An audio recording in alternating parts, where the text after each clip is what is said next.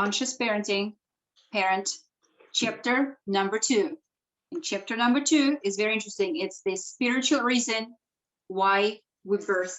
So very, very, very interesting way of looking at it. That was for myself. So she, in the first part, like she talks about interesting statement. Like she says, the relationship between parent and child exists for the primary purpose of the parent's transformation. And only secondary for raising of the child. So it's an interesting way of looking at it. Like she's actually talking a lot about, on spiritual level, the reason why we birth our children is to help us with our own transformation, and that's the primary reason why I see that. Give birth. Yeah, I can see that. Yeah, and so basically, like she said, children mirror all of the aspects of our unconsciousness. And I really, really love this sentence because this is huge. This is really, really huge. Because like nobody brings out those aspects of yourself that you thought did not exist more than your children. Like I found I did not even know who I am before I had children. So there definitely all of those aspects in every moment of where we're unconscious of something, children like always bring it up. Almost like by force, but it's always there. So I think like it definitely is a space, an opportunity for huge transformation for us as parents.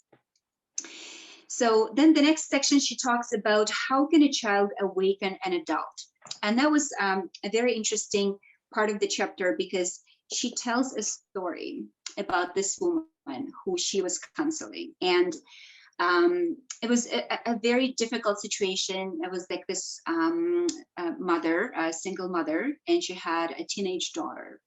And up to the age of 14, her daughter was absolutely perfect, like best grades in school, just like no issues anywhere, just like this perfect example of like of the child that she wanted to have. And then after 14, a whole like hell broke loose kind of thing. So she started rebelling, and like the whole conflict between them grew to such a point of disconnection between them that like her daughter confessed to a counselor at school that she started cutting herself. So it was just like it got so dark.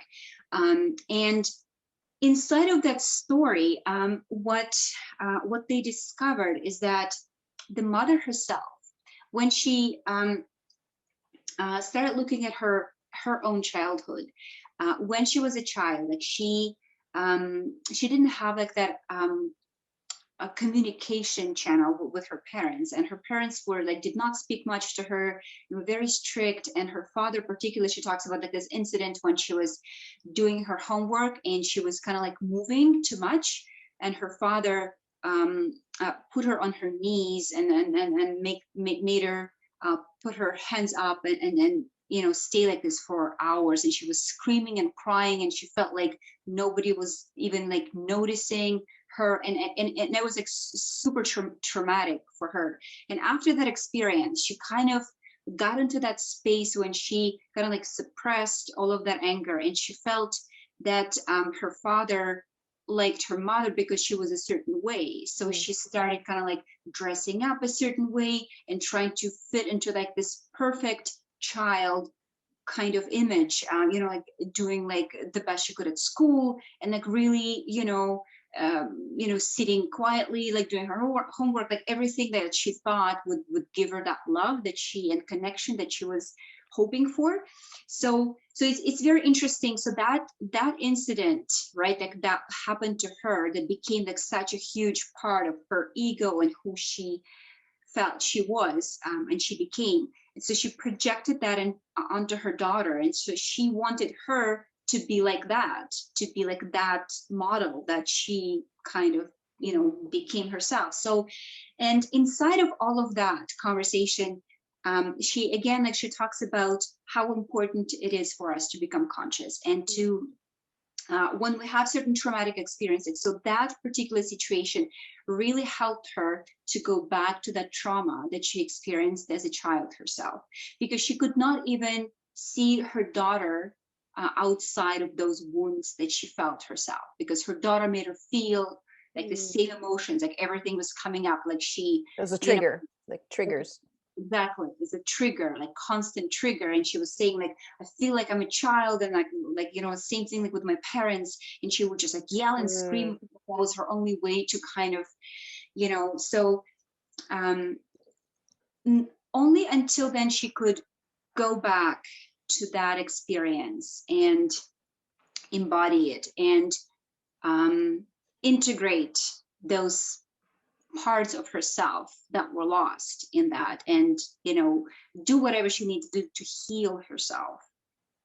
Only then she could stop projecting all of those ideas onto her daughter, that at, like, when she became a teenager, she just could not live in that box that her mother, like, just was projecting on her, like a certain way to be.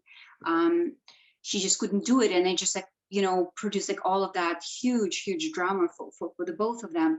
So only inside of that she could actually see her daughter as a completely separate individual, a different spirit that needed to express herself differently, you know, be different. And that said, it completely, that healed that relationship and created that connection. So it's interesting. I like the sentence she said, any inappropriate behavior of your children is a call to increased consciousness on your part. And so basically, like, whenever you experience like those behaviors that you don't like, or something, that there's always something inside of that for you to be present, to become conscious to. I find, you know, like, there's another expression that says, like, there's no annoying people. It's only you, like, being annoyed by something. And there's, like, whatever triggers you, there's always something inside of that, why that triggers you. 100%. And we'll talk about this in a few minutes. So back to the same discussion of the, okay, so if we understand that the biggest foundation for any relationship, and especially a relationship with your children, is becoming conscious yourself, right, of yourself. So how do you learn that?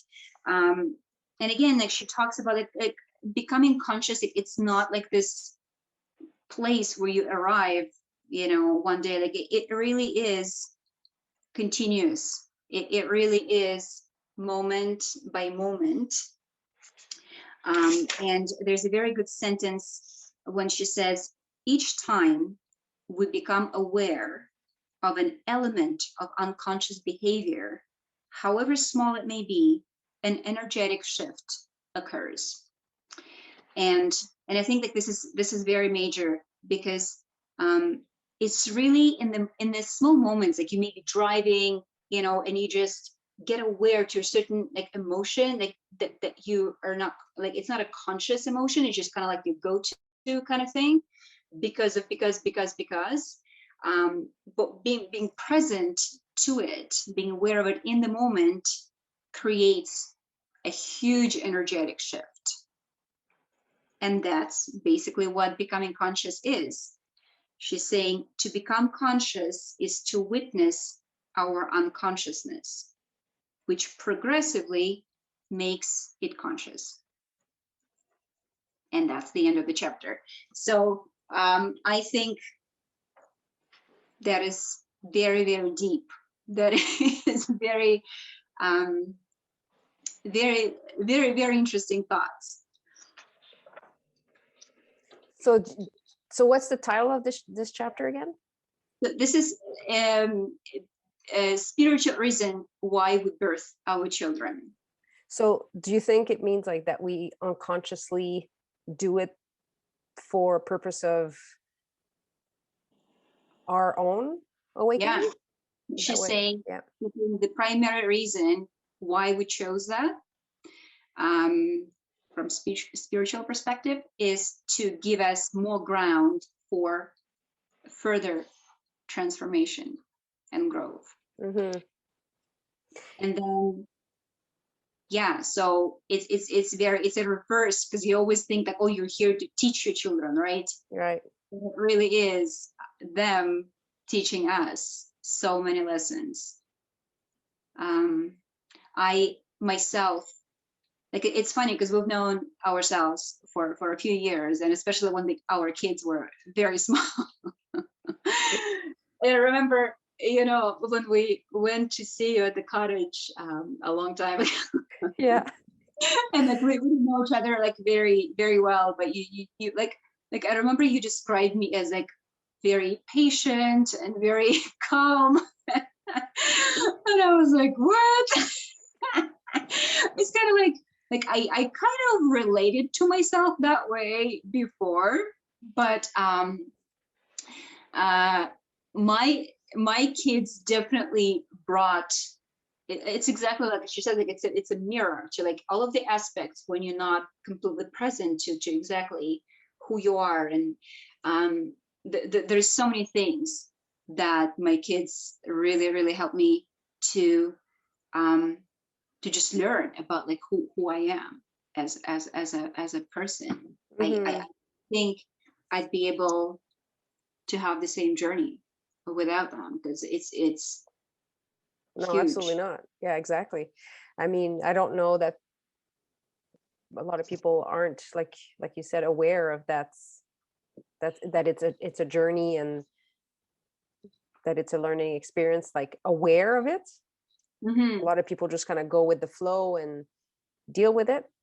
But yeah, the big difference is to be aware is the key, right? Yeah. um and take a pause and assess the situation. Hmm.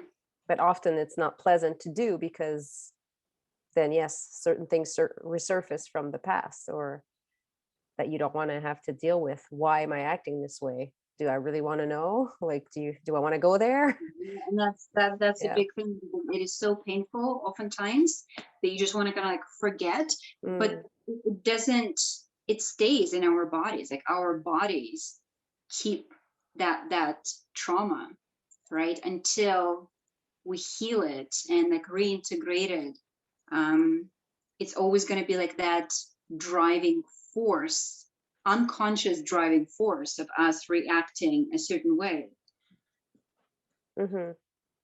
Yeah, and I think, yeah, for me, because of my childhood, yeah, I think sometimes as to, I don't, I want my children to grow and not have this conditioned mind like I have. When you talk about like being aware of the unconscious, to me, I call it my conditioned mind, the Mhm. mind that was grow up thinking, a certain way about myself in a negative way, right? Or whatever way. Mhm. It's how do you, by being conscious, you're at the same time teaching your children to be conscious, because children, that's, do you know what I'm saying? It's hard to, you don't want to impose a way of thinking on your children, or have them grow thinking this is the right way, this is the wrong way, but have them grow with with an awareness as well. So Mhm. by doing the awareness yourself, I think that's the way to teach without really teaching Mhm. children. Does that make sense what I'm saying?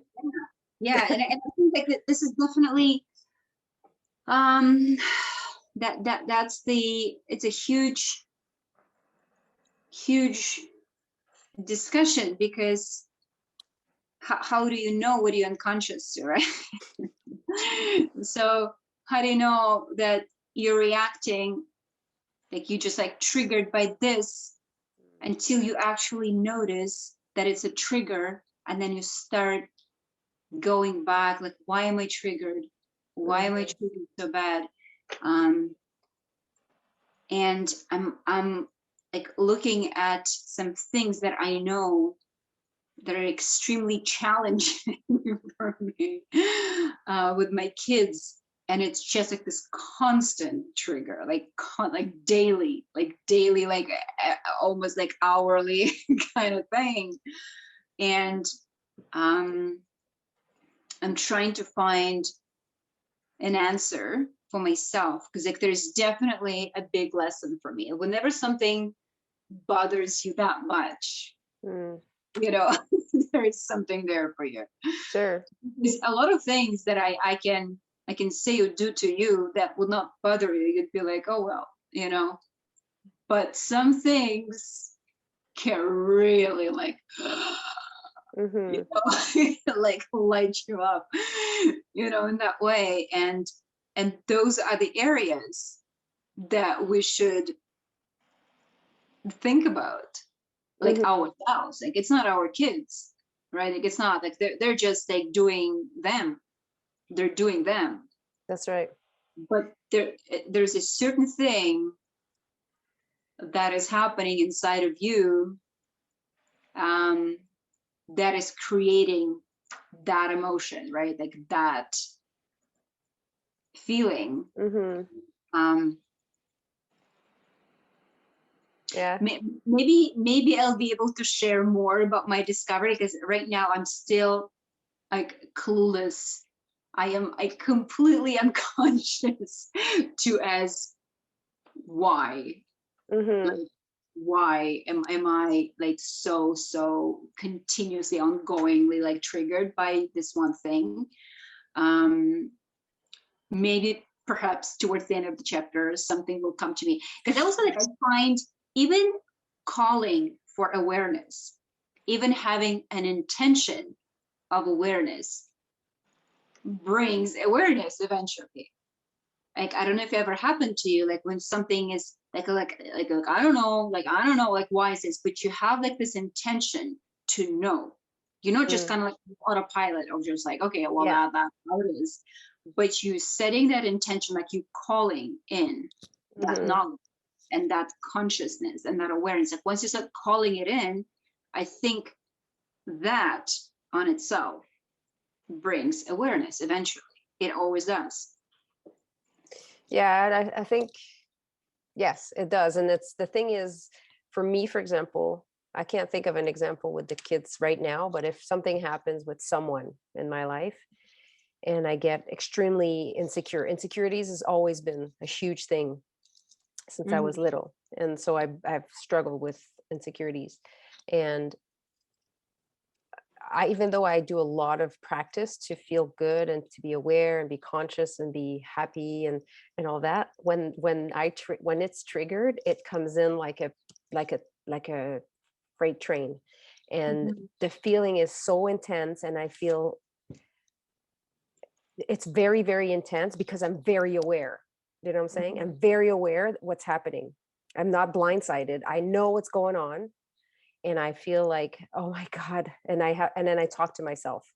And that's the being aware for me is the difference. Is before I would have just suppressed that, suppress it. And then eventually maybe it would have gone away. But now because I'm trying to be more aware, it intensifies some of these emotions. But yes, I can rein it back in maybe after a few hours and say, okay, I get it. I understand why you feel this way. And like, I could talk to myself.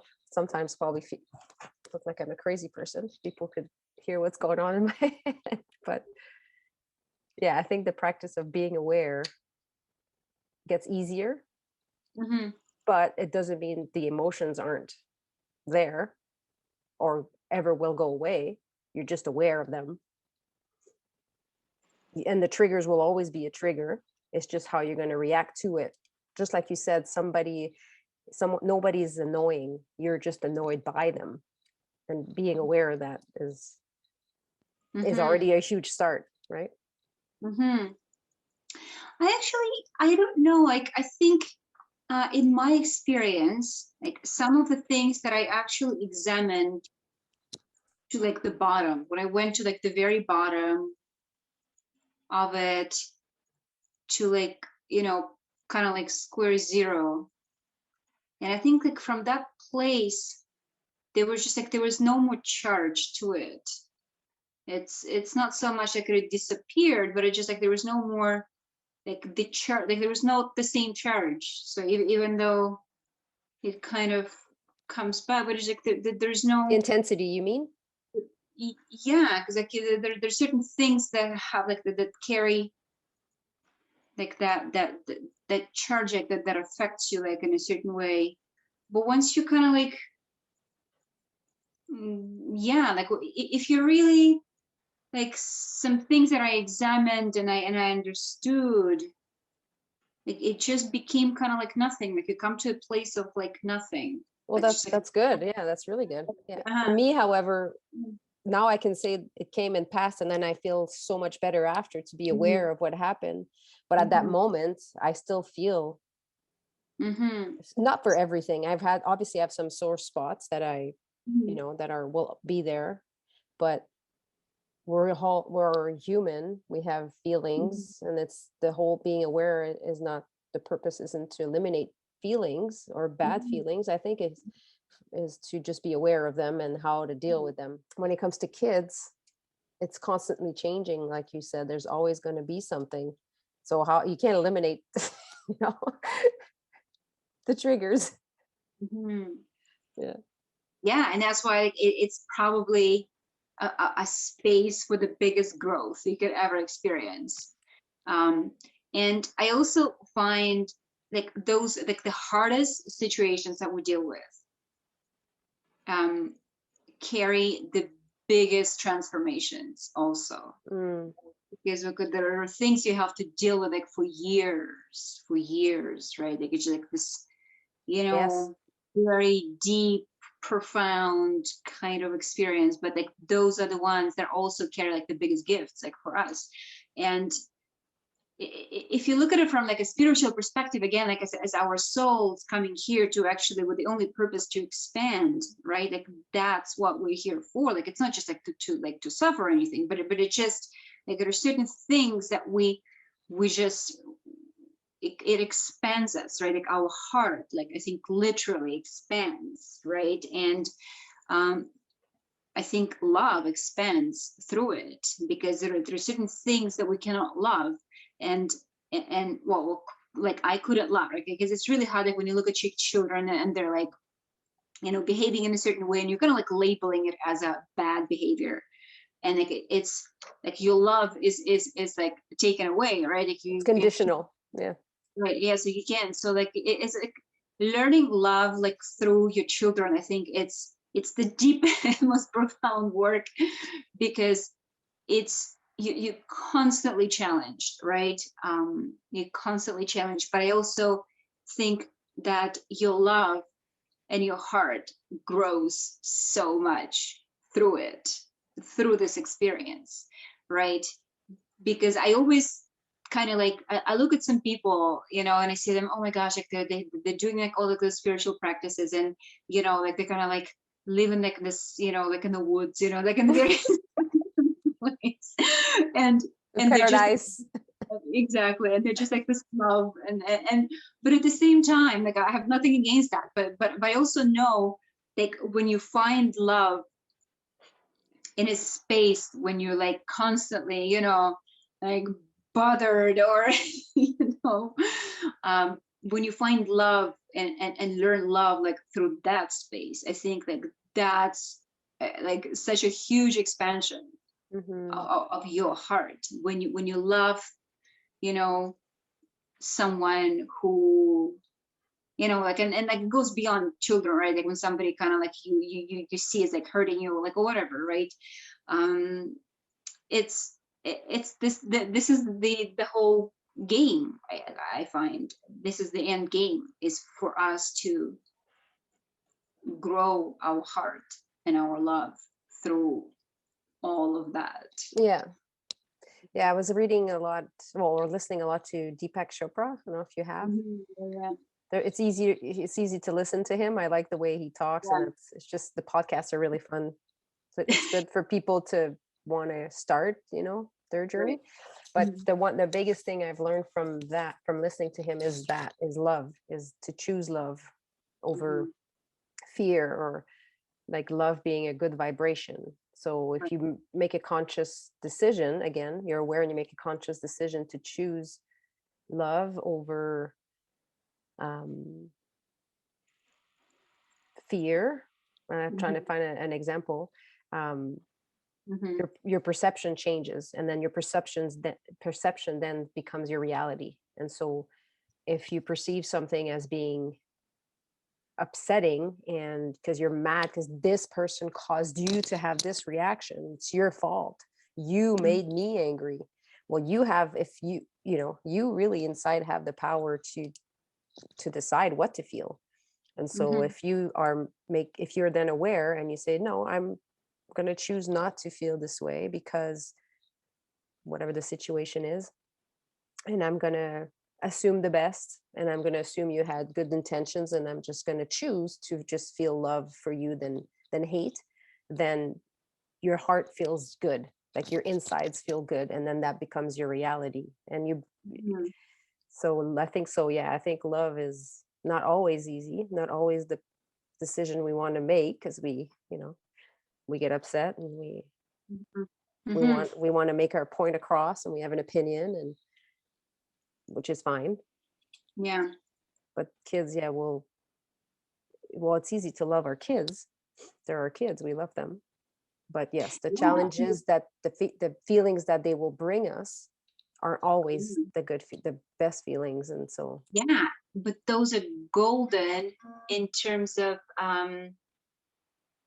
like tests, it's like a looking back, test. right? Like looking inside of you and Mm, like what comes up, because there's so many things that, like you said, like you just suppress and you choose not to deal with, but it stays, right? Like it's like you're not whole. And that's why I really, really, the more I read this, like the more mm, I kind of like really embrace this idea of like being really open, like for children being part of my transformation and my growth. So like there's no, like I find it, there is no fear for me, like to not be a certain way, or like them being a certain way. It's really us just like, you know, examining like what it's like to be a human, like what is it like to love, and to go through all of the ego, and mm. like it's a huge thing, especially with my daughter. The emotions and ego, like there's like, and I feel like there's just something for me to learn, like there's so much for me to learn inside of that. Mm. It's interesting, like she doesn't talk about, like I think most parents like expect like to learn some discipline methods and tricks, like to kind of like produce a certain behavior, but she's saying she specifically doesn't want to talk about discipline until the very last chapter, because she's Hmm. discipline arises in a field of consciousness, it's completely ineffective in the long term. And Exactly. so you first have to lay this foundation, and then in like from that you can actually build, and like everything like is a different structure, right? Like that arises from that foundation. So yeah, so I want to, I feel like I want to give an assignment for myself for this Okay. week. And I think like inside of this chapter, what I'm feeling, what I'm seeing that I'm not quite aware of, is me reacting out of a place where I feel like I need to teach, and that comes, or like discipline, but that comes before like love and connection. I feel like that comes, like I know like my kids feel like I'm like I'm too like this or to that, but it's a long conversation. But I know for myself, like I feel I act in like deep inside, like I act out of a place of like, you know like righteousness, like I'm the authority, I know best, and I'm kind of like just dictating things to be done like my way. And there's no love, like I feel like I get like to that space of that, The just like authority. exactly. Yeah. I want to give myself assignment, like it's not about like no discipline, but it's just again like a foundation where it comes from. And I think like I have to be aware of like where, like when I speak, where does that come from? Mm. And I want it to come again like to from like being connected to like that source of just like love. And again, like connection before correction.